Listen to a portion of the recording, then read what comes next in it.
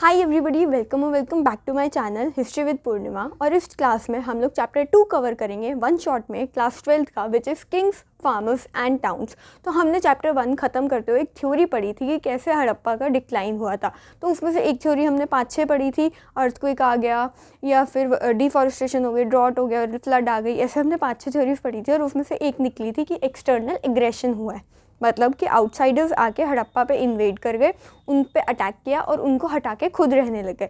इस थ्योरी के साथ अब हम यहाँ पे कंटिन्यू करेंगे चैप्टर को। तो हमारा जो बुक में टाइम पीरियड दिया हुआ है 6 BCE से 6 CE का, हम वो तो पढ़ेंगे, पर इससे पहले हम थोड़ा सा बैकग्राउंड समझ लेते हैं कि वो लोग आए, जब हड़प्पन्स को हटाया तो उन्होंने क्या क्या किया। तो ये हमारी टाइमलाइन है, ये 6 CE है, 6 BCE।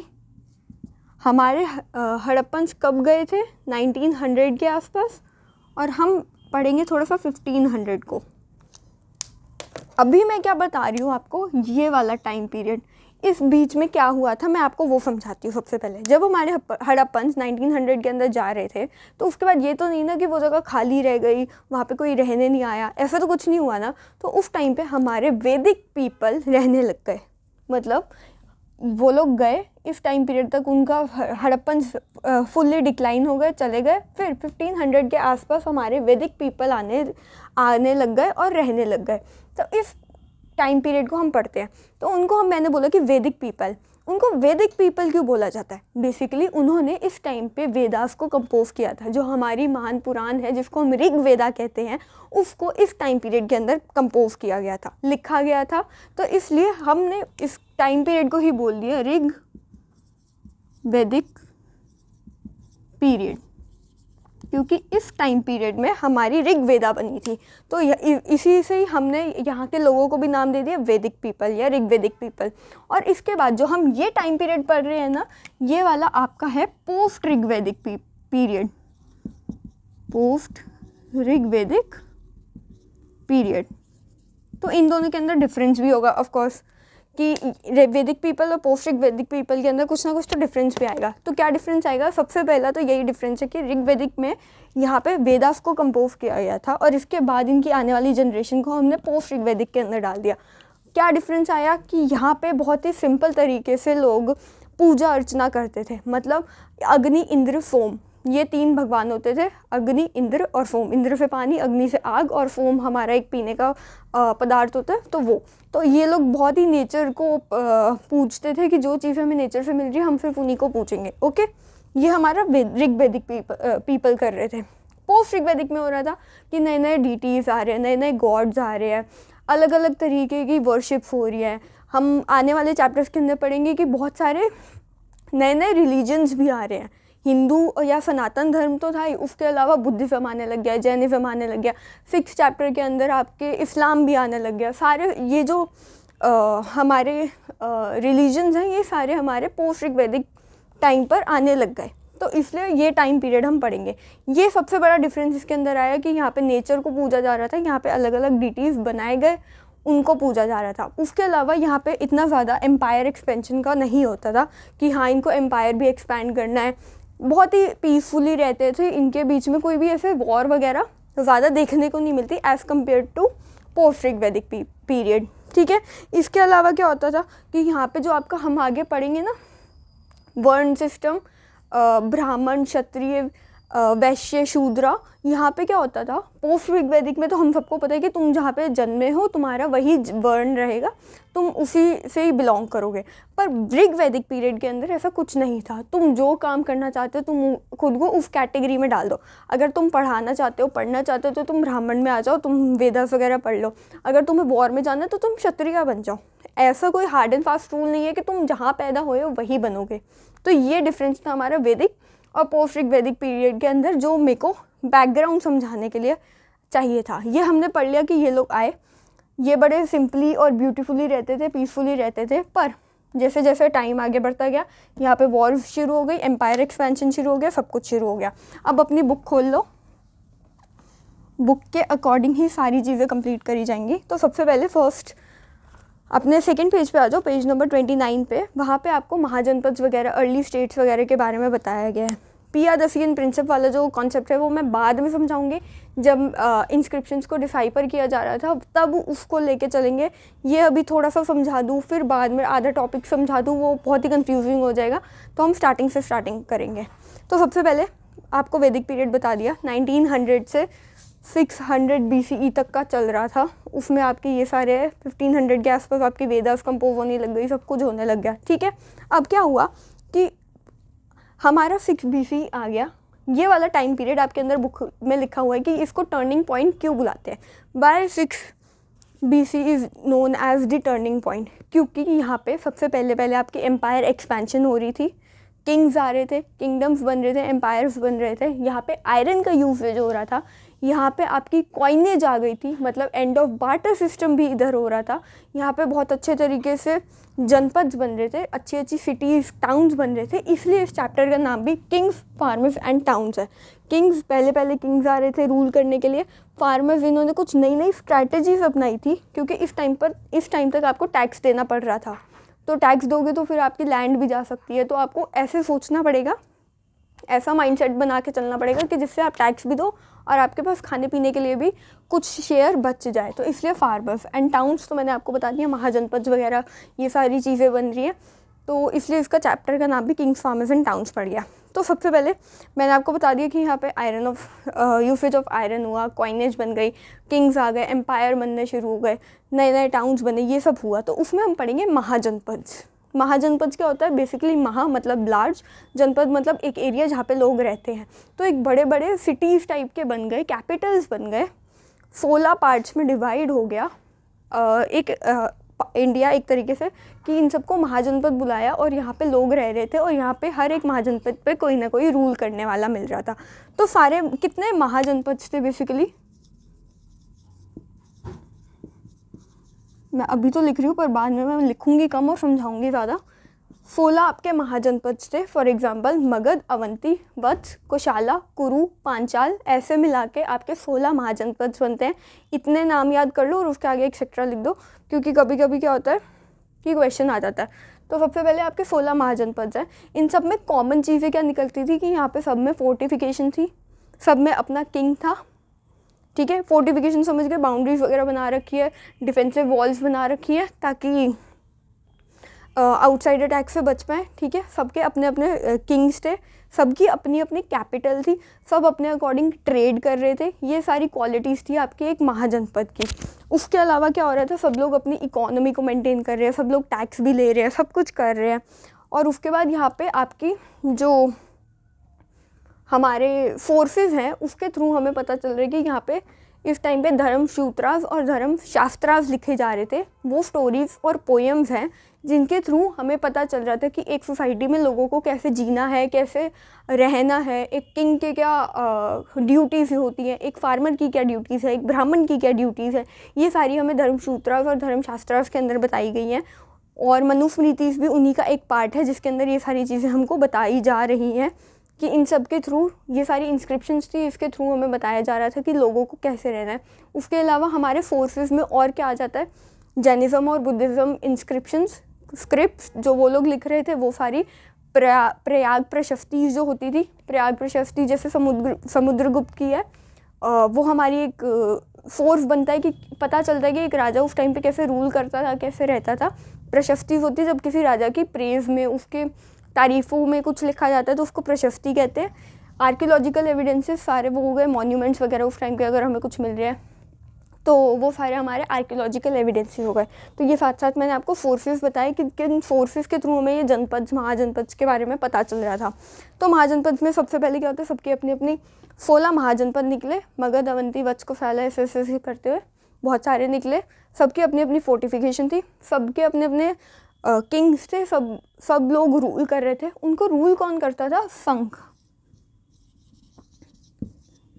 या फिर गना, संघ या गना मिलके इनको रूल करता था। ये क्या होता है कि जब एक ग्रुप में कुछ लोग जो होते हैं रूल करते हैं, डेमोक्रेसी नहीं, ओलिगार्की होती है।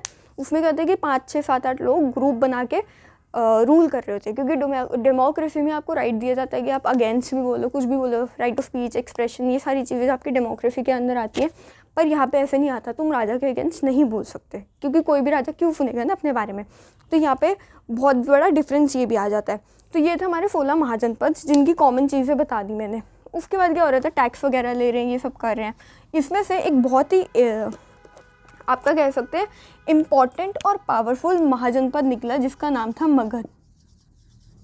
सब ने सुना हुआ है, चंद्रगुप्त मौर्य इस टाइम पे रूल करने के लिए आए थे, ये सब आए थे। तो ये है कि सबसे पहले मगध क्यों एक पावरफुल रूलर एक पावरफुल महाजनपद बना। उसके कुछ रीजंस होते हैं, 2 रीजंस बेसिकली होती है। एक तो ज्योग्राफी, किसी भी चीज़ को ब्यूटीफुल और पावरफुल बनाने के लिए ज्योग्राफी सबसे ज़्यादा काम करती है। और एक होते हैं लोग, वहाँ पे रहने वाले लोग या फिर उनको जो रूल कर रहे हैं, वो सबसे ज़्यादा किसी भी चीज़ को पावरफुल या स्ट्रॉन्ग बना सकते हैं। तो यहाँ पे टचवुड अच्छी बात हो गई थी कि यहाँ पे हमारे किंग्स भी अच्छे आ गए थे और हमारे ज्योग्राफी भी अच्छी थी मगध की। कैसे कि सबसे पहले हमारे आए अजातशत्रु, उससे पहले बिंबिसार आए, और उसके बाद हमारे महापद्मानंद आए जो नंदा डायनेस्टी से थे। उसके बाद हमारे चंद्रगुप्त आए। हम इनके बारे में यहाँ इस चैप्टर में चंद्रगुप्त से शुरू करेंगे। तो ये सारे जो रूलर्स थे, ये बहुत ही अच्छे रूलर्स थे जो अच्छे से रूल कर पा रहे थे, तो मगध को पावरफुल बना रहे थे। दूसरा, मगध की ज्योग्राफी बहुत अच्छी थी। मगध में फॉरेस्ट मिल रहा है, फॉरेस्ट से हमें क्या क्या चीज़ें मिल रही है, हर्ब्स, श्रब्स। मैं कुछ भी नहीं लिखूंगी, साथ साथ सुनते जाओ और याद करो, वरना अपने नोट साथ साथ बनाते जाओ। तो फॉरेस्ट से हमें क्या क्या मिल रहा है, हर्ब्स, श्रब्स, मेडिसिनल प्लांट्स मिल रहे हैं, ये सारी चीज़ें मिल रही है। उसके बाद वहाँ से वुड मिल रहा है, वहाँ से आयरन मिल रहा है, वहाँ से हमें एलिफेंट मिल रहा है। एलिफेंट का बहुत बड़ा रोल है इस चैप्टर के अंदर, वो भी मैं आगे बताऊँगी। ये सारी चीज़ें हमको कहाँ से मिल रही है, फॉरेस्ट से। मतलब आधी से ज़्यादा चीज़ें हमें फॉरेस्ट से मिल रही है। फ्रूट्स मिल रहे हैं खाने के लिए, फॉरेस्ट एरिया बहुत अच्छा था, तो हमें ये सारी चीज़ें मिल रही थी। उसके बाद वहाँ की लैंड अच्छी है, फर्टाइल लैंड है, अच्छे तरीके से सब चीज़ें ग्रो कर सकते हैं। तो खाना पीना भी अच्छा हो रहा है। जब खाना पीना अच्छा हो रहा है, वेदर अच्छा है, फॉरेस्ट से हमें सारी चीज़ें भी मिल रही है, तो मगध एक पावरफुल एम्पायर बनेगा ना, कि जब वहाँ पे किंग भी अच्छा मिल रहा है, रिसोर्सेज भी अच्छे मिल रहे हैं, तो सब चीज़ें अच्छी हो गई, तो वो अपने आप ही पावरफुल बन जाएगा। तो वाई मगध, कि मगध इतना पावरफुल क्यों बना, तो ये रीजंस थे जो मैंने आपको बताया कि इस रीज़न से मगध पावरफुल बना। उसके बाद आपके रूलर पे आ जाते हैं। रूलर क्या हो गया कि आपका किंग। अब क्या हो गया कि हमारे मौर्यन एम्पायर आया मगध में।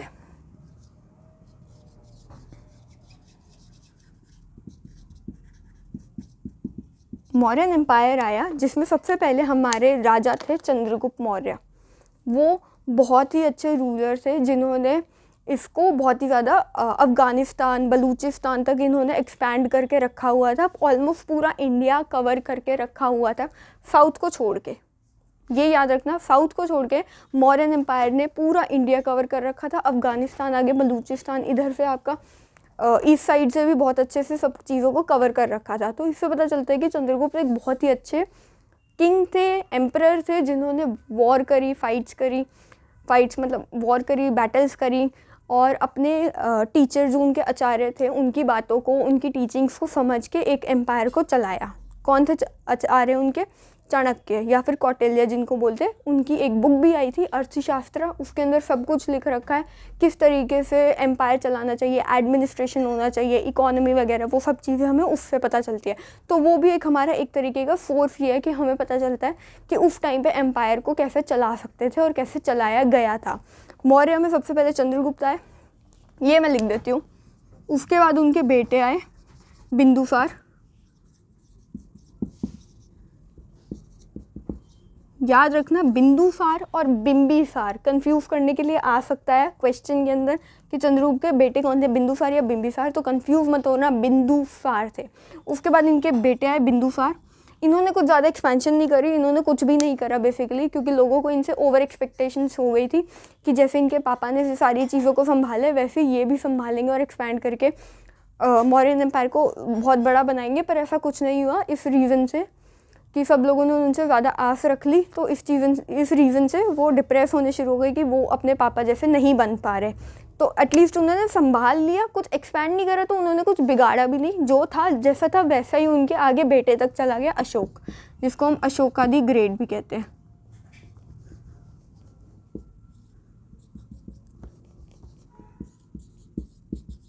ठीक है, अशोक आए, उन्होंने भी अच्छे से सब कुछ रूल किया। उन्होंने तो बहुत अच्छे से रूल करा। अशोक के बारे में ही हम बेसिकली सब कुछ पढ़ेंगे।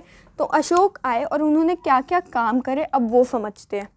सबसे पहले उन्होंने एक एम्पायर को एक्सपैंड किया, सारी चीज़ों को, वहाँ पे जो काम कर रहे थे लोग उनकी चीज़ों को डिवाइड करना शुरू कर दिया कि अगर कोई ट्रेड कर रहा है तो ट्रेड वाली कमेटी को अलग कर दिया, एंटरटेनमेंट के लिए अलग कमेटी बना दी कि ये वाले लोग डांस वगैरह की एंटरटेन करेंगे हमको, क्योंकि उस टाइम पे टीवी वगैरह नहीं होता था, राइट।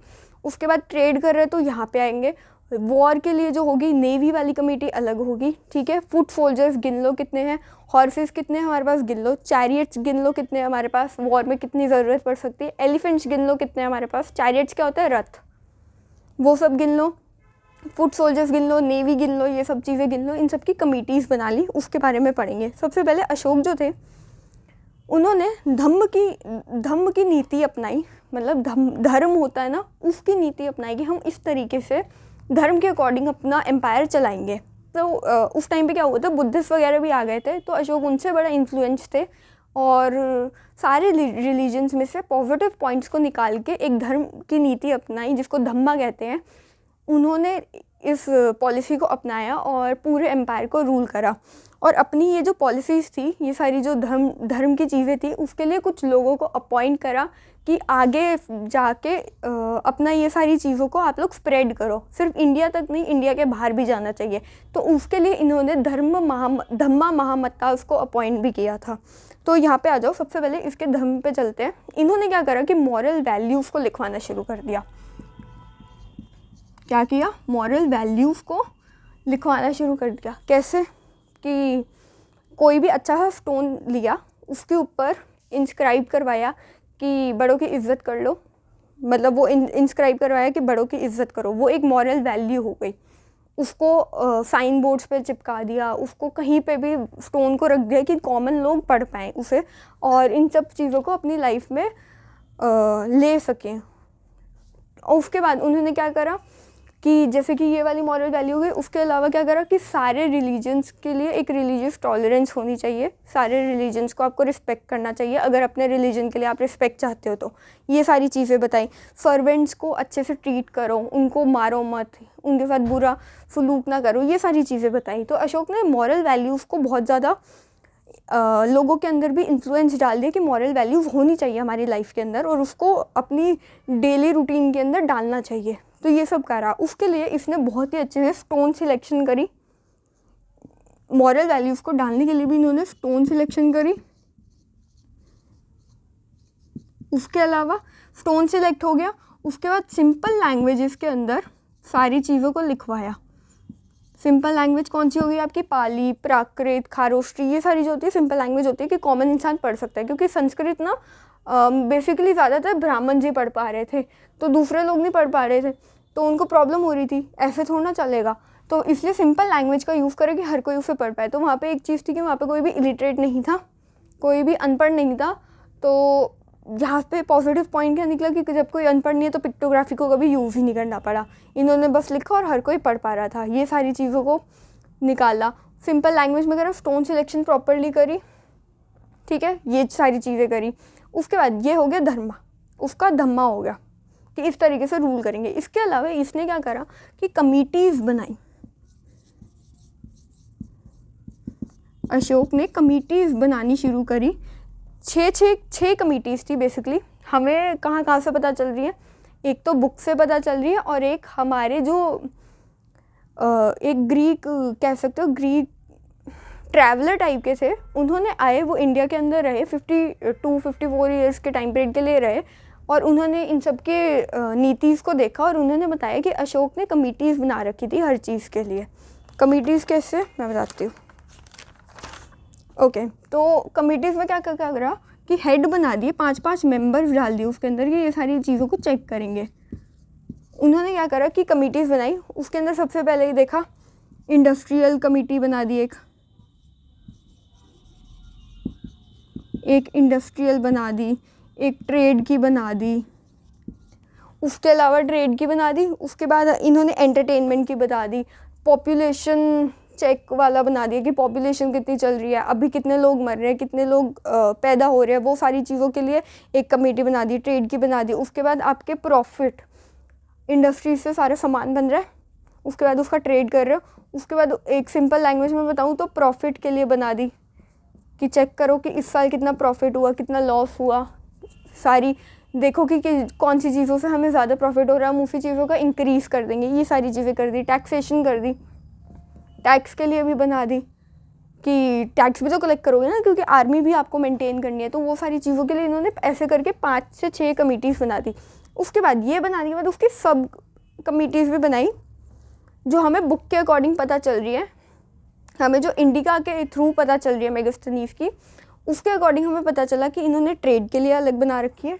हो गई ट्रेड वाली जो है वो थी। उसके अलावा आपकी नेवी के लिए अलग है, फुट सोल्जर्स के लिए अलग है, चैरियट्स के लिए अलग है, एलिफेंट्स के लिए अलग है। अशोक ने एलिफेंट्स को क्यों अपनी आर्मी में डाला, एलिफेंट्स को क्यों वॉर में लेके जा रहे थे, क्योंकि एलिफेंट्स उस टाइम पे बेसिकली इंडिया में ही पाए जा रहे थे। और इतना बड़ा जानवर, इतना हैवी, इतना मोटा बड़ा जानवर किसी आउटसाइडर ने देखा ही नहीं था। तो वो जब आता था अटैक करने, और वो अशोक वॉर में जब एलिफेंट्स को लेके आता था तो सामने वाला डर जाता था कि ये क्या है, ये हमें मार देगा। उन्हें नहीं पता था कि एलिफेंट कैसे है। तो उसके अकॉर्डिंग तो ये था कि वो एलिफेंट हमें मार देगा, इसलिए पहले घुटने टेक देते थे अशोक के सामने कि माफ़ कर दो, हमें आपसे लड़ाई नहीं करनी, हम सुलह कर लेते हैं, हम आपकी टीम में ही आ जाते हैं। तो वो ये सारी चीज़ें करते थे, इसलिए उन्होंने एलिफेंट्स रखे, क्योंकि उस टाइम पे सिर्फ इंडिया के अंदर एलिफेंट्स मिल रहे थे, ज़्यादातर इंडिया में। तो जो अटैक करने आते थे बाहर से डर जाते थे और फिर वॉर ही नहीं करते थे। उसकी बना रखी थी ट्रेड की। सब बुक के अकॉर्डिंग जो है ट्रेड हमें मिला है, और हमें नेवी के लिए मिली है, एलिफेंट्स की मिली है, ट्रेड हो गया, नेवी हो गई, एलिफेंट्स हो गई, चैरियट्स की मिली है, फुट सोल्जर्स और बस इतने, और हॉर्सेस, क्योंकि वॉर में हॉर्सेस भी तो चाहिए होंगे ना। तो इन्होंने क्या करा, जो इंडिका बुक थी मेगास्थनीज की, उसके थ्रू हमें पता चला ये सारी कमिटीज़ उसने बना रखी थी और इसके अकॉर्डिंग सारे काम हो रहे थे। तो उसमें से उन्होंने जब इन सारी चीज़ों को ऑब्जर्व करा तो पता चला कि जो आपकी ट्रेड की जो कमेटी होती थी वो सबसे ज़्यादा काम करती थी। जो आपकी ट्रेड कमेटी थी सबसे ज़्यादा काम करती थी, क्योंकि हर दिन आप नेवी वाले जो होते थे हर दिन वॉर नहीं कर रहे होते थे, आप लोग हर दिन लड़ाइयाँ नहीं कर रहे, हर दिन आपको एलिफेंट्स, घोड़े, फुट सोल्जर्स नहीं चाहिए, पर हर दिन आपको ट्रेड करना है, हर दिन आपको एक सामान दूसरी जगह से, पहली जगह से दूसरी जगह पहुँचाना है, आपको लिंक बनाने, ट्रेड लिंक्स बनाने, रिलेशंस बनाने हैं। तो उसके लिए आपको हर दिन अपना कुछ ना कुछ सामान भेजना पड़ेगा, कुछ इम्पोर्ट हो रहा है, एक्सपोर्ट हो रहा है। तो इससे पता चल रहा था कि नेवी, जो इससे पता चल रहा था कि जो ट्रेड की जो कमेटी थी वो रेगुलर बेसिस पे काम कर रही थी, बाकी की जो कमेटीज़ थी वो ऐसी बैठी होती थी, जब और हुई चलो उठ के चलो देखो काउंट करो ख़त्म हो गया। उनका हर दिन का काम नहीं था, पर ट्रेड वाली कमेटी का हर दिन का काम था। तो हमें इतना समझ आया कि अशोक ने क्या कर रखा था, सबसे पहले धम्मा को अपनाया, धम्मा की नीति अपनाई, जिससे उन्होंने मॉरल वैल्यूज़ अपनी प्रजा के अंदर डाली, उनके जो सिटीजन्स थे उनके अंदर डाला कि मॉरल वैल्यूज़ हमारी लाइफ में होनी चाहिए, सारी चीज़ें बताई मॉरल वैल्यूज़ को, और अपनी जो सारी चीज़ें थी उसको आगे स्प्रेड आउट भी करना उन्होंने सीखा। और इसलिए उन्होंने अच्छी क्वालिटी के स्टोन्स को सिलेक्ट करना शुरू करा और उसके अंदर सिंपल लैंग्वेज को डालना शुरू करा कि हर इंसान हमारी इस मॉरल वैल्यू को समझ पाए, पढ़ पाए और हमारी आने वाली जनरेशन्स तक ये सब पहुंच पाए। और इसलिए अशोक ने एक बार आके ये भी बोला था कि जिस तरीके से मैं हमारी बातों को आगे स्प्रेड कर रहा हूँ ना, ऐसा मुझसे पहले किसी भी रूलर ने नहीं किया था। उन्होंने सिंपल क्लियर वर्ड में ये बोल दिया कि जैसे मैं स्प्रेड कर रहा हूँ हमारी चीज़ों को, हमारी आने वाली जनरेशन को पता चले, वैसा ऐसा काम, मेरे जैसा काम किसी ने नहीं किया था। हर जगह स्टोन्स पे कुछ ना कुछ लिखा हुआ है। तो हमें ऐसे बहुत सी चीज़ें मिली है। इन्होंने ये सब करा। उसके बाद अशोक ने अपने एम्पायर को चलाने के लिए कमिटीज़ को बना दिया कि 5-6 कमिटीज़ बना दी। भाई तू नेवी का ध्यान रख, तू फुट सोल्जर्स का ध्यान रख, तू हॉर्सेस का ध्यान रख, तू ट्रेड का ध्यान रख, तू प्रॉफिट कर, तू पॉपुलेशन को चेक करता जा, ये सारी कर, और इससे मुझे हर डेली, मंथली बेसिस पे या ईयरली बेसिस पे आके मुझे बताते जाओ कितना प्रॉफिट हो रहा है, कितना लॉस हो रहा है, ये सारी चीज़ें। वो इस तरीके से अपने उसको चला रहे थे, किसको, अपने एम्पायर को चला रहे थे। और इससे पता चलता है कि बहुत ही अच्छे तरीके से हमारा एम्पायर चल भी रहा था। समझ आया? अशोक आया, ये सब किया, और इसके साथ हमारा मौर्य एंड हो जाता है। क्यों? इसके बाद कोई भी अच्छा आया नहीं था, तो इसके ड्रॉबैक हो गए थे कि मौर्यन एम्पायर में यही रूलर आए जो अच्छे से बेसिकली रूल कर रहे थे। एक आए चंद्रगुप्त और एक आए अशोक। इसके कुछ ड्रॉबैक्स भी थे। तो सबसे पहले इनका ड्रॉबैक था कि इन्होंने सिर्फ 150 साल तक ही रूल किया था। 150 साल तक रूल किया था, कुछ ज़्यादा टाइम तक ये रूल नहीं कर पाया था मौर्यन एम्पायर। तो ड्रॉबैक ये है ना कि इतने टाइम तक रूल नहीं कर पाए, तो ये ज़्यादा एक्सपैंड नहीं कर पाए और अपना नाम जो है और ज़्यादा नहीं फैला पाए। दूसरा, ये कभी साउथ पर नहीं जा पाए, कुडंट कैप्चर साउथ। इन्होंने कभी साउथ को कैप्चर नहीं किया क्योंकि वहाँ पे चौला चेरा पांड्यास थे जो किसी के हाथ नहीं आते थे, चाहे छोटा ही पार्ट चाहे रूल करे, लेकिन इतना स्ट्रॉन्ग था कि इतना बड़ा एम्पायर भी इतने से इंडिया को नहीं कैप्चर कर रहा था, इतने से साउथ इंडिया को नहीं कैप्चर कर पा रहा था। तो इसके बेसिकली 2 ड्रॉबैक्स थे। इसके साथ आपका मौर्यन एम्पायर फिनिश हो जाता है। अब मौर्य चला गया, इसके बाद क्या हुआ, थोड़ा सा ना टूट वूट गया, सारा एम्पायर बिखर गया, आधे आधे थोड़े थोड़े लोगों के अंदर बट गया था। वो कैसे बट गया मैं बताती हूँ। ये आपका इंडिया है,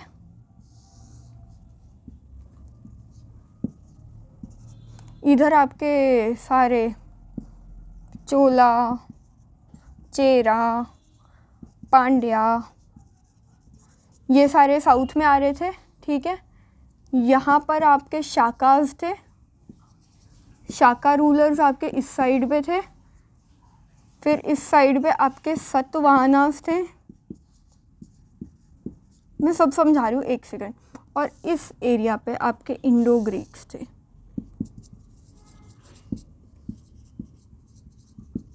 ओके, तो अब क्या हो रहा था कि अशोक जाने के बाद सारे अलग अलग रूलर अलग अलग जगह पे आ रहे थे। सबसे पहले ऐसे हुआ, बिखर गया था पूरा मौर्यन एम्पायर।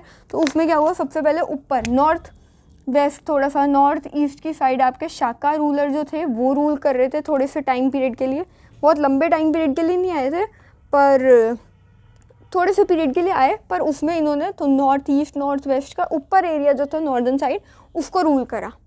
फिर नॉर्थ वेस्ट का जो एरिया था आपका, ये वाला जो एरिया था उसको हमारे सतवाहनाज ने रूल करा। मतलब इसके नाम में भी कुछ छुपा हुआ है, सतवाहना मतलब कि 7 मतलब सत वाहन मतलब घोड़े, मतलब ये लोग 7 घोड़ों पे बैठ के आते थे, तो इसलिए इनका नाम सतवाहना पड़ गया था। कहते तो यही है, बाकी अलग अलग थ्योरीज अलग अलग जगह से मिल जाती है, ठीक है ना। तो सतवाहनास मतलब 7 हॉर्सेस पे आते थे, तो इसका नाम इसलिए इन्होंने सतवाहनास रखा। और इन्होंने नॉर्थ वेस्टर्न एरिया को रूल करा सेम ऑलमोस्ट टाइम पीरियड पे। उसके बाद हमारे इंडो ग्रीक्स आए, वो कैप्चर कर रहे थे बस थोड़ा सा वेस्ट, ये जो लाइन है ना इतना ही कैप्चर कर रहे थे। क्यों, इनको ना गलतफहमी हो गई थी कि इंडिया के अंदर इन्होंने पढ़ लिया कि इंडियंस को बेवकूफ़ बनाना बहुत आसान है और इन पर रूल करना बहुत ज़्यादा आसान हो जाता है। तो इन्होंने देखा मौर्यंस चले गए, उसके बाद ये लोग आए, इनको लगा कि पूरा इंडिया इनके कैप्चर में इनके हाथ पे आ जाएगा, पर ऐसा कुछ नहीं हुआ। इतना सा वेस्ट पार्ट इतना सा ये लोग रूल कर पाए, तो इनका कोई फ़ायदा नहीं हुआ। और इनको पता चला कि यही बेवकूफ़ बन गए, इंडिया को जो बेवकूफ़ बनाने चले थे ये खुद ही बेवकूफ़ बन के थोड़े से टाइम पीरियड के लिए आए और फिर गायब हुए। तो इस तरीके से छोटे छोटे रूलर्स आपके आए। और साउथ में तो आपके चौला चेरा पांड्यास थे ही। इसमें क्या हो रहा था, साउथ में आपके सारे किंग्स नहीं थे, सारे आपके एम्परर्स नहीं थे, डिफरेंस आ गया था। कुछ थे आपके किंग्स और कुछ थे आपके चीफ्स। अब चीफ और किंग के अंदर क्या डिफरेंस होता है कि चीफ जो होता है ना लोगों को बड़ा प्यारा होता है और किंग नहीं होता। क्यों, मेन सबसे पहले पॉइंट ये आ जाता है कि चीफ जो होता है टैक्स नहीं लेता। चीफ जिस एरिया को रूल कर रहा होता है ना वहाँ टैक्स नहीं होता, कि तुम्हारी श्रद्धा है, तुम्हें कोई गिफ्ट देना है, कोई खाना देना है, कोई पैसे देने हैं, कुछ देना है दो, नहीं देना तो इट्स ओके, वो तुम्हारी मर्ज़ी के ऊपर है। पर वहीं पे किंग एक रेगुलर बेसिस पे टैक्स लेता था, एक रेगुलर बताता था कि इतना टैक्स आपको इस महीने देना है, इतना उस महीने देना है, तो वो आपसे टैक्स लेता था अपनी आर्मी को मेंटेन करने के लिए। हालांकि आर्मी दोनों के पास थी, पर आर्मी चीफ की ज़्यादा अच्छी मेंटेन हो गई थी क्योंकि लोग उससे प्यार कर रहे थे और वो अपनी मर्ज़ी से जितना शेयर देना चाहते देते थे। इस रीज़न से वो चीफ जो थे उनको प्यारे हो गए लोगों को, और उन्होंने इतने स्ट्रॉन्ग बना दिया उन्होंने अपने चीफ्स को कि उनमें से एक थे हमारे चेरा और एक थे हमारे पांड्या। ये जो 2 थे हमारे रूलर, ये थे चीफ्स। ये टैक्स नहीं लेते थे, इन्होंने कभी मार कुटाई नहीं करनी, ज़्यादा कुछ नहीं करना, तुम्हारी मर्ज़ी, हम अपनी आर्मी उतने में मेंटेन कर लेंगे। और कभी कभी होता था कि इनके पास ज़्यादा पैसे होते भी नहीं थे, बचते भी नहीं थे। हम 3rd चैप्टर के अंदर कुछ पढ़ेंगे इनके बारे में कि इन्होंने कैसे अपना कर रखा था। और ये दयालु बड़े होते थे कि तुम कुछ मांगने आओगे तो तुम्हें दे के जाएंगे, चाहे इनके पास 2 चावल के दाने हो उसमें से एक तुम्हें दे देंगे, एक खुद खाएंगे। ये इतने अच्छे होते थे, इसलिए लोगों को ये प्यारे होते थे। तो ये थोड़ा सा बताना था कि साउथ में क्या चल रहा था। ये सारा सिस्टम सिर्फ साउथ में था, हमारे ये अलग अलग टाइम पे अलग अलग आए। इसके बाद इनके जाने के बाद हमारे आए एक आउटसाइडर जो कि थे कुशाना रूलर, जिसमें से हमने कनिष्क के बारे में पढ़ा है कि कुछ मौर्यस आए, उसके बाद थोड़े थोड़े आए, उसके बाद आए आपके कुशाना। उसमें हमने पढ़ना है कनिष्क रूलर। कुछ नहीं हुआ, ये जो हमारे रूलर थे ये चाइना के थ्रू आए थे, ये चाइना से आए थे और इन्होंने अपने आप को गॉड लाइक फिगर में बनाना शुरू कर दिया था। क्योंकि ये क्या हुआ था कि अशोक को ना 2 नामों से जाना जाता था। एक था देवानम प्रिय, मतलब भगवान के प्यारे, और एक था पियादसी, सेम ऐसे बिलव्ड ऑफ गॉड या भगवान के प्यारे, यही मतलब था। तो इन्होंने अशोक को एक गॉड लाइक फिगर में देखा कि भगवान के सबसे प्यारे इंसान यही हैं, ये सबसे प्यारे इंसान है भगवान के और ये सबसे अच्छे भी हैं, इन्होंने हमारे साथ कभी कुछ गलत नहीं किया, ये बहुत अच्छे से रहते हैं हमारे साथ। तो अशोक को इन 2 भगवानों के नाम से कहीं ना कहीं रिलेट करके इनका एक टाइटल लोगों ने खुद दिया। इन्होंने खुद अपना कोई टाइटल नहीं रखा, लोगों ने इनको टाइटल दिया, देवानम प्रिय का भी और पियादसी का भी। पर ऐसा कनिष्क ने नहीं किया। कनिष्क आए, कुशानस आए, इन्होंने देखा लोग जो गॉड लाइक लोग होते हैं उन्हीं को प्यार करते हैं, तो इन्होंने खुद को एक नाम दे दिया देवपुत्र। इन्होंने खुद को एक नाम दिया देवपुत्र, इसका मतलब भगवान के बेटे। कि तो इनको लगा कि लोगों के पास जब हम जाएंगे और बोलेंगे हम भगवान के बेटे हैं, हम देवपुत्र हैं, तो वो हमको भी उतनी रिस्पेक्ट देंगे, उतना ही हमारे साथ कोऑर्डिनेट करके चलेंगे जितना अशोक के टाइम पे ये लोग चल रहे थे। इनके ये आइडियोलॉजी थी, पर ऐसा कुछ ज़्यादा हुआ नहीं। अलग अलग रूलर आ रहे थे पर ऐसा कुछ हुआ तो नहीं। पर इन्होंने देवपुत्र में आके कहीं ना कहीं घमंड में आके बहुत बड़ी बड़ी अपनी स्टैच्यूज़ बनानी शुरू कर दी, जो हमें अलग अलग जगह पे मिल रही थी। अपनी बुक खोलोगे तो उसके अंदर हमें पता चलेगा कि यहाँ पे आ जाओ पेज नंबर 36 पे, डिवाइन किंग्स जो लिखा हुआ है उसमें बताया गया कि 1st सेंचुरी BCE से 1st BCE से 1st CE तक हमारे कुशाना रूलर रूल कर रहे थे, जिसमें कनिष्क के बारे में हम बेसिकली पढ़ रहे हैं। चाइना वगैरह से आए थे और इन्होंने अपना गॉड का नाम दे लिया था कि हम भगवान के बच्चे हैं, हम देवपुत्र हैं। तो हमें ये पता चल रहा था कि इन्होंने ऐसे कर दिया, son of god, inspired by the Chinese ruler called themself son of heaven. ऐसा इन्होंने कुछ करा और इससे हमें पता चला कि इन्होंने अपनी बहुत बड़ी बड़ी फिगर भी बना रखी है, बहुत बड़े बड़े स्टैचूज़ बना रखे। और ऐसा ही हुआ कि एक औरत नदी के किनारे कपड़े धोने जाती थी, तो उसे लगता था कि ये पत्थर है, कोई ज़मीन है, वहाँ पे वो कपड़े धो रही है। पर धीरे धीरे पानी लेवल जब कम हुआ, वाटर लेवल जब कम हुआ, और वो उन्होंने देखा कि ओ ये कोई पत्थर नहीं था, एक बड़ा सा स्टैचू है किसी का, जिसका सर तो नहीं है, हेडलेस है, पर ये किसी का स्टैचू है। इन्होंने ये बात अपने पति को बताई, वहाँ से आर्कियोलॉजिकल सर्वे तक पहुँच गई। जैसे जैसे ये बात पहुँची तो पता चला कि ये कुशाना कनिष्क रूलर जो थे हमारे कुशाना में, उनका हेडलेस स्टैचू है। बुक के अंदर जो दे रखा है ना आपको, ये वाला, ये आपका कुशाना किंग का ही है। ये एक सैंडस्टोन स्कल्पचर है, मतलब कि आपके कुशाना रूलर का एक हेडलेस स्टैचू है। मतलब इन्होंने अपने आप को इतना चढ़ा रखा था कि खुद के इतने बड़े बड़े स्टैचू बना रखे हैं। पर इससे क्या पता चल रहा था कि इन्होंने खुद को कहीं ना कहीं इंडो ग्रीक्स वगैरह से इंस्पायर कर रखा है। क्यों? इन्होंने जिस तरीके से शॉल ओढ़ रखी है, जिस तरीके से चप्पल जूते पहन रखे हैं, जिस तरीके से अपनी तलवार को पकड़ रखा है, स्वॉर्ड को पकड़ रखा है, वो भी अलग अलग स्टाइल से पकड़ी हुई है, जो बेसिकली इंडियन रूलर्स का ज़्यादा स्टाइल नहीं होता। जिस तरीके से इन्होंने शॉल पहन रखी है, जिस तरीके से उन्होंने अपनी श्रग वगैरह पहन रखे हैं, वो इंडियंस उस तरीके से तो नहीं पहनते। तो इससे पता चल रहा था ये इंडो ग्रीक से बहुत ज़्यादा इंस्पायर्ड हैं, उनके जैसा बनना चाहते थे। समझ आया? वो स्टैच्यू भी मिला हमें, समझ आया? वो स्टैच्यू हमें कहाँ मिल रहा था? यूपी में, अफ़गानिस्तान में, ऐसी ऐसी जगह पे हमें कुछ कुछ स्टैच्यूज़ मिल रहे थे। और सच में बहुत ज़्यादा बड़े स्टैच्यूज़ इन्होंने बना रखे हैं। ये देख लो, बुक के अंदर पेज नंबर 36 में सेकंड पैराग्राफ में लिखा हुआ है कि मठ जगह पे जो मथुरा के अंदर है वहाँ पे हमें ये स्टैचू मिला है। ओके, समझ आया। अब क्या हुआ, 11th क्लास में हमने पढ़ा था कि नोबल्स होते थे ना, किंग्स के नोबल्स होते थे, उनके अंडर जो काम कर रहे होते थे वही उनको ओवर पावर करके रूल में आ जाते थे और उनको साइड कर देते थे। यही हुआ था, गुप्ताज ने किया था। कैसे कि जो कनिष्क थे ना, उनके समन थे। क्या थे? कनिष्क। देखो, कनिष्क का समझ आ गया? कुछ नहीं था, बस अपने आप को रूल करने के लिए 2 सेंचुरी के लिए आए थे। फर्स्ट BCE से फर्स्ट CE तक आए, हेडलेस स्टैचूज मिल रहे थे, खुद को भगवान की फिगर में बना रखा था क्योंकि उन्हें लग रहा था कि लोग उन्हें इसी तरीके से रिस्पेक्ट करेंगे और उनके साथ कोऑपरेट करेंगे। क्या हुआ कि कुशानव जो थे वो थे किंग, ठीक है।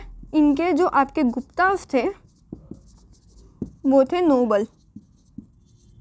हमने पढ़ा कि नोबल्स क्या होते हैं कि इनके अंडर काम करते हैं, या फिर आप कह सकते हो सामंत।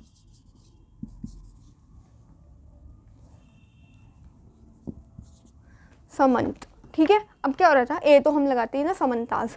तो क्या हो रहा था कि कुशानव के अंडर गुप्तास काम कर रहे थे और इनकी सारी स्ट्रैटेजीज़ को पहचान लिया, जान लिया, सब कुछ कर लिया, और एक इनको पता चल गया कि कुछ ऐसे इनकी स्ट्रैटेजीज़ हैं, तो उस टाइम पर हम इनको अटैक कर देंगे, ओवर पावर कर लेंगे और खुद रूल में आ जाएंगे। इस तरीके से गुप्तास रूल में आ गए, इनके अंडर काम कर रहे थे और वही इनको रूल करने, ओवर पावर करने आ गए।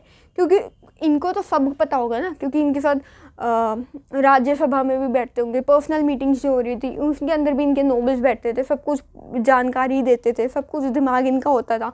तो ये लोग भी सारी इंफॉर्मेशन कलेक्ट करते थे, सोच रहे थे कब अटैक करना चाहिए, और एक टाइम आके इन्होंने अटैक कर लिया। ये गुप्ता इस तरीके से आए, और इसमें एक रूलर थे समुद्रगुप्त। उन्होंने क्या करा, इतना डिटेल में किसी भी राजा के बारे में ज़्यादा दिया ही नहीं हुआ। इसमें क्या हुआ, गुप्ता वैसे ऐसे करके रूल कर गए, ठीक है। इनमें गुप्ता में एक थे समुद्रगुप्त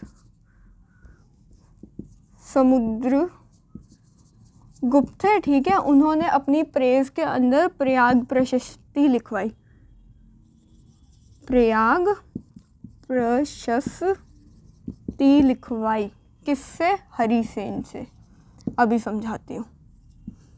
इनमें से एक रूलर थे समुद्रगुप्त, और उनके अकॉर्डिंग ये था कि हमारी प्रेजेस में भी तो कुछ लिखना चाहिए ना, कि लोगों को पता चले कि हम कितने पावरफुल हैं, हम कितने स्ट्रांग हैं, तुम कुछ नहीं हो, तुम पहले ही डर जाओ, अटैक मत करो, ये सब करो। तो इन सब चीज़ों के लिए ना ये लोग प्रशस्तियाँ लिखवाते थे अपनी प्रेस के अंदर। तो उसमें से एक प्रशस्ति थी प्रयाग प्रशस्ति, जो कि समुद्रगुप्त की प्रशस्ति थी। समुद्रगुप्त की प्रेजेस में लिखी हुई एक प्रशस्ति थी जिसका नाम था प्रयाग प्रशस्ति, और वो लिखी थी उनके कोर्ट पोएट ने, जिसका नाम था हरिसेन, ठीक है।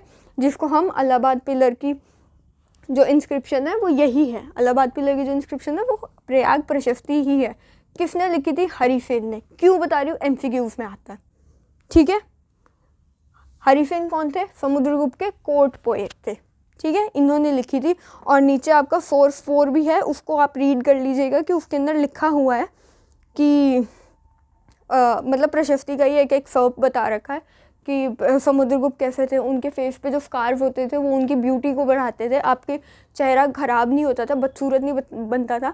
आपके फेस पे स्कार या बॉडी पे स्कार होने से ये पता चलता था आप कितनी वॉर्स में गए हो, कितनी पावरफुली लड़े हो, कितनी बार जीत के आए हो, तो आप बहुत स्ट्रांग हो। इस तरीके से इस प्रशस्ति के अंदर बता रखा है, और इसके साथ हमारा गुप्ता भी ख़त्म हो जाता है।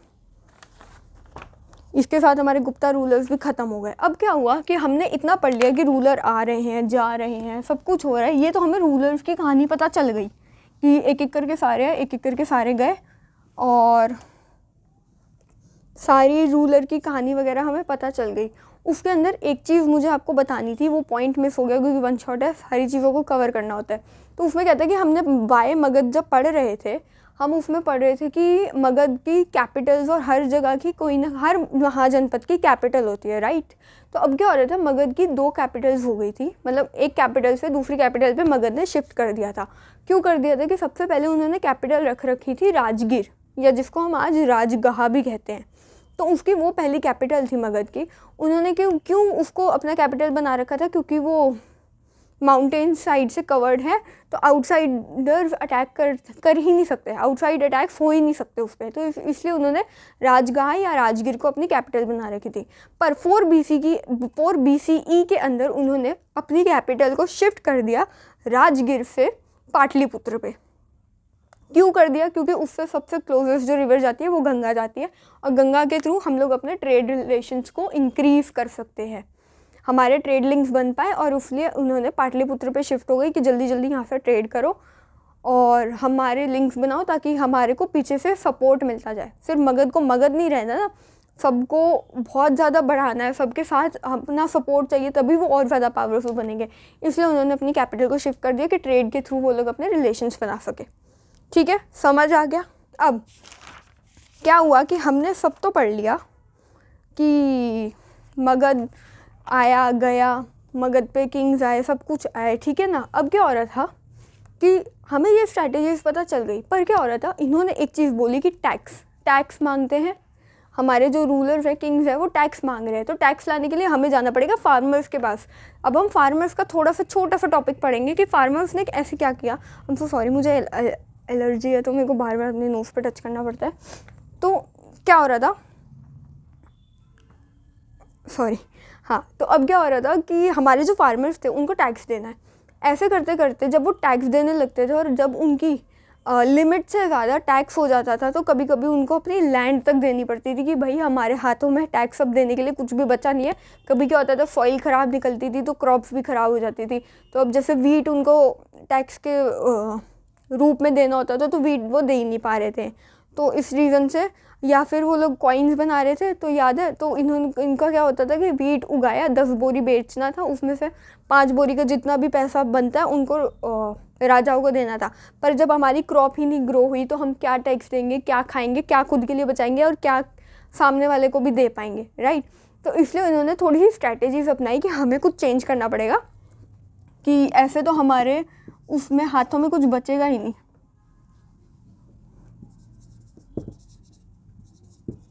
स्ट्रैटेजीज क्या क्या अपनाई? सबसे पहले इन्होंने क्या करा, प्लो मैंने आपको बताया था चैप्टर 1 के अंदर, उन्होंने आयरन टिप्ड, सेम इन्होंने भी आयरन टिप्ड प्लोव का यूज़ करना शुरू कर दिया कि बहुत अंदर तक ज़मीन के जा पाए और न्यूट्रिशियस सॉइल हमारी आ पाए। तो इन्होंने प्लोव का यूज़ करना शुरू कर दिया, आयरन टिप्ड हो गए थे। उसके बाद इरिगेशन के लिए इन्होंने कैनल्स, वेल्स, ये सब का यूज़ करना शुरू कर दिया। कैनल्स हो गया, वेल्स हो गए, टैंक्स, वाटर टैंक्स जो होते हैं उनका यूज़ करना शुरू कर दिया ताकि पानी जल्दी से जल्दी ज़्यादा अच्छे से खेतों तक पहुंच पाए। ये सारी चीज़ें करी। उसके बाद होव्स यूज़ कर लिए आपके पंजाब हरियाणा साइड पे, थोड़ा सा हिली एरिया जो है आपका नॉर्थ वेस्टर्न साइड का, उन सारी जगह पे इन्होंने होव का यूज़ करना शुरू कर दिया। तो इस तरीके से पंजाब हरियाणा, बाकी आप अपनी बुक पढ़ना, क्योंकि अगर 10 एग्जाम्पल है तो मैं आपको 5 दूंगी। सारी टीचर्स यही करेंगे, छोटा छोटा पढ़ाएंगे। जो आपको स्क्रीन देख के पढ़ा रहे होंगे तो वो तो सारी डिटेल में जाके ही 1 शॉट आपको देंगे, पर जो खुद से ऑलमोस्ट पढ़ा रहे होते हैं वो इतना डिटेल में नहीं जाते। कोई भी टीचर इतनी डिटेल में नहीं जाता, क्योंकि उनको एक्सपेक्टेड होता है आपसे कि आप लोग अपनी बुक्स को रीड करके उसके अंदर सारे पॉइंट्स बना के बैठे होंगे। तो इस तरीके से उन्होंने स्ट्रैटेजीज अपनाई। और एक क्या कर दिया, क्रॉप ट्रांसप्लांटेशन, ये सबसे इम्पॉर्टेंट है। इसके अंदर क्या करा कि सबसे पहले एक नर्सरी के अंदर ग्रो करा जा रहा था क्रॉप को। जब वो इतना बड़ा हो जाता था तो उसको खेतों पे ले जाते थे। इस तरीके से यहाँ पे भी क्रॉप ग्रो हो रहा है, यहाँ पे भी हो रहा है। ये वाला उगा, थोड़ा सा टाइम दिया, उतनी देर में ये नर्सरी वाले ग्रो कर रहे हैं और उसके बाद उसको फिर शिफ्ट कर दिया। इससे क्या हो रहा था कि हमारा एग्रीकल्चर जो था थोड़ा सा फास्ट हो गया था और इससे उनके पास भी कुछ शेयर बच जाता था। पर ऐसा हर रूलर या ऐसा हर फार्मर के साथ नहीं हो रहा था। तो उसमें क्या हो रहा था, ये तो आपकी स्ट्रैटेजीज है, ठीक है। अब पर ऐसा हर फार्मर के साथ नहीं हो रहा था। हमें बुद्धिस्ट और तमिल इंस्क्रिप्शंस या तमिल टेक्स्ट के थ्रू हमें ये पता चल रहा था कि यहाँ पे हर टाइम 3 तरीके के फार्मर्स आ रहे थे। पहले होते थे लैंडलेस,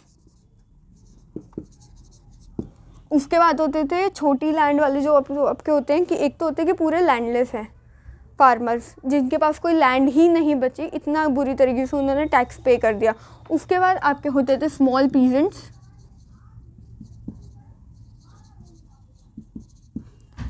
या फिर लैंडलॉर्ड्स, रिच लैंडलॉर्ड्स। ठीक है, 3 तरीके के आपके फार्मर्स होते थे। पहले होते थे लैंडलेस, दूसरे होते थे स्मॉल पीजेंट्स जिसके पास छोटी सी ही लैंड बचे, उसी के ऊपर सारा टाइम ग्रो कर रहे क्रॉप्स को, और तीसरे होते थे रिच लैंडलॉर्ड्स जिनकी बहुत बड़ी बड़ी ज़मीन है और इन लैंडलेस लेबरों को काम देते थे, वर्क देते थे काम करने के लिए। ठीक है, वर्क देते थे ताकि वो लोग पैसा कमाए और उनका भी हो पाए, क्या कह सकते हैं, गुजारा हो पाए। ठीक है, ऐसे ही हमें तमिल के अंदर भी पता चल रहा था कि 3 तरीके के होते हैं। पहले होते हैं लैंडलेस, दूसरे होते हैं आपके स्मॉल पीजेंट्स और तीसरे होते हैं रिच लैंडलॉर्ड्स। तो इनको तमिल में बोला गया है अदीमई। तमिल में इनको बोला गया है अदीमई। याद रखना कि ये आप बुक में अपनी देख लो, page number 39, difference in rural society. क्योंकि अभी बताया ना स्ट्रैटेजीज अपनाई है, तो ऐसे ही डिफरेंस तो आएगा ना आपकी सोसाइटी के अंदर भी, कि कुछ इन्हीं स्ट्रैटेजीज के थ्रू कामयाब हो जाएंगे, कुछ इन्हीं स्ट्रैटेजीज के थ्रू बिखर जाएंगे, क्योंकि किस्मत की भी बात होती है, राइट। तो इसी रीज़न से 3 तरीके के आ जाते थे, और कुछ पीजेंट्स रिच हो जाते थे, कुछ गरीब हो जाते थे।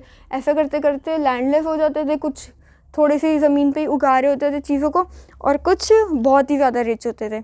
तो आपकी बुक में भी लिखा हुआ है, early Tamil literature the Sangam text also mention different categories of people living in the village, large land owner, ये वाले, या फिर इनको कहते थे वेलालार्स, लार्ज लैंड ओनर्स जिनको हम बोलते हैं वेलालार्स तमिल के अंदर। लैंडलेस वाले को बोलते हैं अदीमई, और इनको बोलते हैं उजवर्स,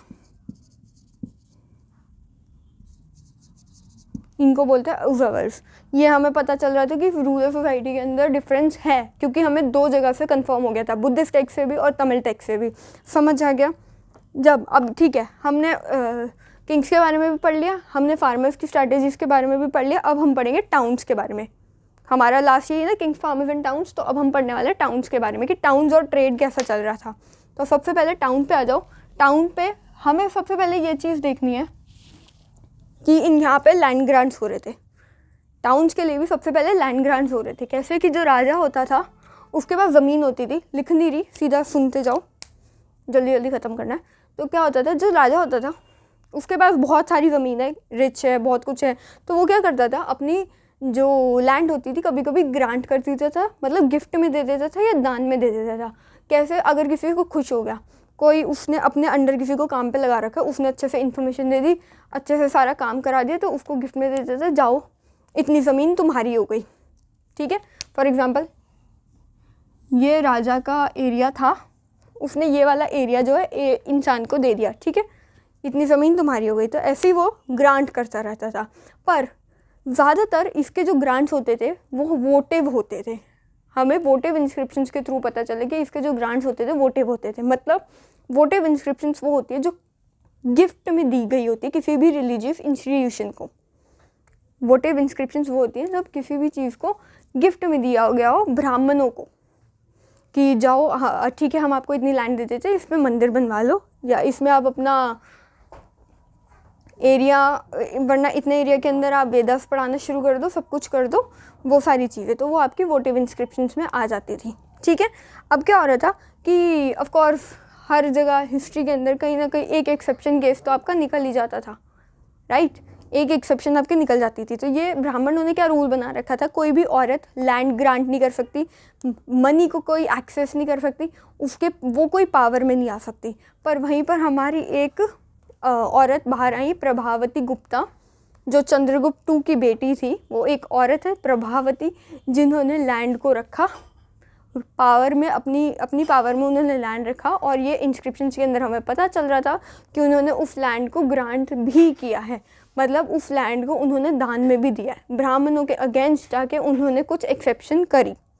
समझ आया कि हर जगह कहीं ना कहीं हमें एक्सेप्शनल केस तो मिलेंगे ही। आगे भी आप पढ़ोगे, हमें वहाँ पे भी पता चलेगा कि कैसे चैप्टर 3 के अंदर जो चांडाल्स होते हैं उनको टाउन के अंदर आने की एंट्री नहीं होती, और एक एक्सेप्शन हम उसके बारे में भी पढ़ेंगे। तो हर जगह कहीं ना कहीं एक्सेप्शन होती ही है। तो हमें ये सब पता चला कि ठीक है वो लोग लैंड ग्रांट्स कर रहे हैं, पर किसके बीच में हो रही है? कौन 3 लोग होते थे? किंग होते थे, या तो नोबल्स जिसको हम कहते हैं वो होते थे, या फिर ब्राह्मण्स होते थे। इन तीनों के अंदर ही हमारी लैंड ग्रांट हो रही है, राइट? किंग होते थे, ब्राह्मण होते थे, पीजेंट या स्टेट्स के बीच का रिलेशन, हमें ये सब तो पता चल रहा है, ठीक है। पर कभी भी हमें किसका रिलेशन नहीं पता चलता था किंग के साथ या किसी भी इंसान के साथ जो वहाँ पे खेती करवाते हैं, हंटिंग गैदरिंग के लिए होते हैं, पैस्टलिस्ट होते हैं, गोल्ड स्मिथ, आर्टिजन्स, कारपेंटर, ये सारे जो वर्कर्स होते हैं उधर, ये सारे जो होते हैं उनका हमें कभी भी पता ही नहीं चलता था उनका कैसा रिलेशन है राजा के साथ। हमें इनका पता चलता है पर उनका कभी नहीं पता चलता। तो ये सबसे बड़ा एक ड्रॉबैक होता है हमारी हिस्ट्री के अंदर कि हमें एक साइड की स्टोरी पता होती है, कभी भी हमें दूसरी साइड की स्टोरी पता ही नहीं चलती। क्या वो इन चीज़ों से खुश थे, नहीं थे, कैसे जी रहे थे, वो कभी नहीं पता चलता। ये हमारा एक ड्रॉबैक था, समझ गए? अब हमने ये पढ़ लिया लैंड ग्रांट हो रही है, किस किसने करनी है? राजाओं ने करनी है, आदमियों ने करनी है। पर एक एक्सेप्शनल केस आ गया हमारा यहाँ पे, प्रभावती गुप्ता का, जो वहाँ पे लैंड ग्रांट भी कर रही थी, पावर में भी थी, मनी को भी एक्सेस कर रखा था अपनी हस्बैंड की परमिशन के बिना भी। ठीक है, समझ आया?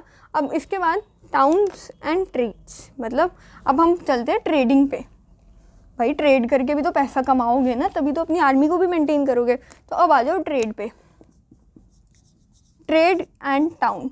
उसके लिए भी, ट्रेड करने के लिए भी सबसे पहले आपको टाउन में लोग चाहिए होंगे जो आपका काम करवा रहे हैं। बेसिकली यहाँ पे श्रेणीज होते थे, श्रेणीज, या फिर जिसको हम 10th क्लास में ट्रेड गिल्डर्स कहते थे ना,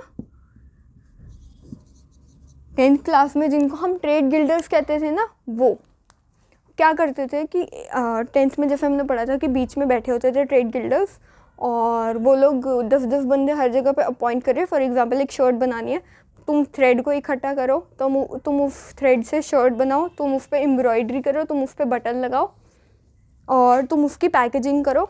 ये सारे कामों के लिए लोगों को अपॉइंट करते थे, डिफरेंट ग्रुप्स में बांटते थे। ये काम होता था हमारे ट्रेड गिल्डर्स का, जिनको हम इस क्लास में, इस चैप्टर के अंदर श्रेणी बुला रहे हैं। ये काम हमारे श्रेणियों का होता था।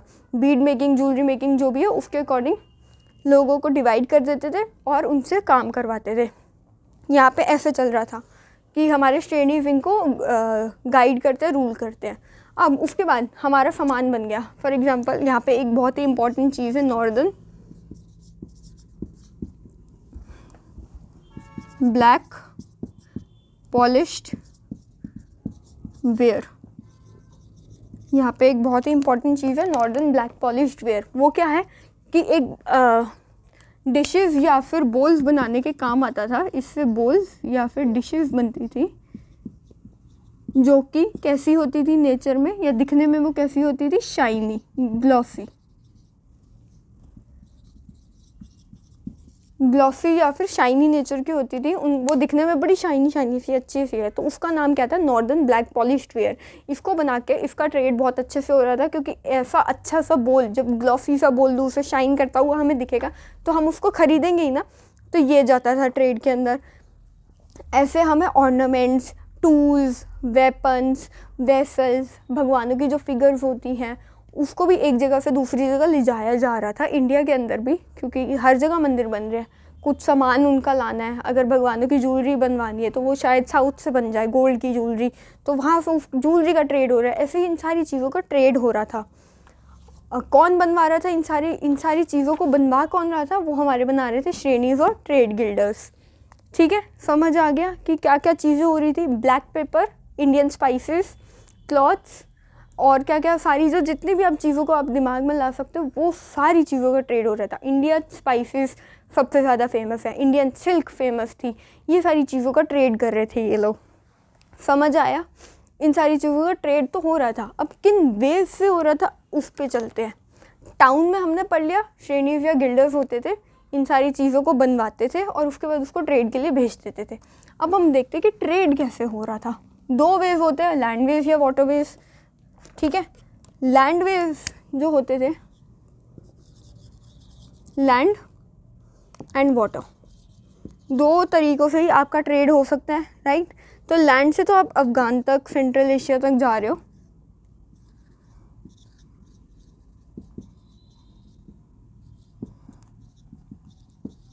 यहाँ पे आपकी दो तरीके की वो भी थी, अरेबियन सी या फिर बे ऑफ बंगाल, दो सी थे आपके पास। ओके, सो देखो, लैंड से तो आप लोग जा रहे हो अफ़गानिस्तान, सेंट्रल एशिया तक जा रहे हो, ऊपर ऊपर ऊपर जा रहे हो।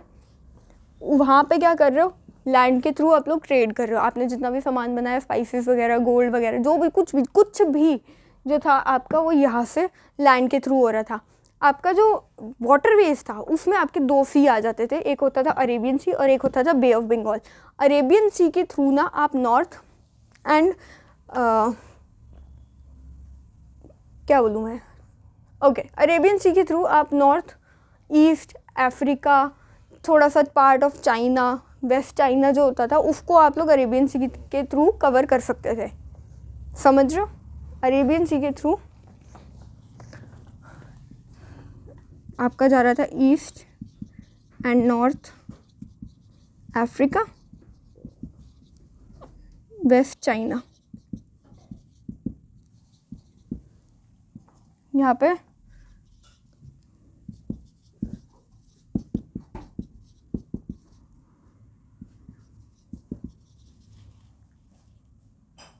ठीक है, अब देख लो क्या हो रहा था। अरेबियन सी से आप north and east Africa and waste China को कवर कर सकते थे, मतलब यहाँ से आप ऐसे कवर कर सकते हो, ठीक है, अरेबियन सी के थ्रू। और ये वाला एरिया जो था आपका बे ऑफ बंगाल से कवर हो रहा था, मतलब साउथ ईस्ट एशिया जितना भी आता है आपका, वो सारा बे ऑफ बंगाल से आप जाके ट्रेड कर सकते हो। और वहाँ पे और जो बचा हुआ पार्ट ऑफ चाइना था उसको भी आप बे ऑफ बंगाल से कर सकते हो। अब आपके पास दो वेज समझ आ गए, कौन से, लैंड एंड वाटरवेज। वाटरवेज क्या होते थे, थोड़े से रिस्की होते थे पर प्रॉफिटेबल भी होते थे।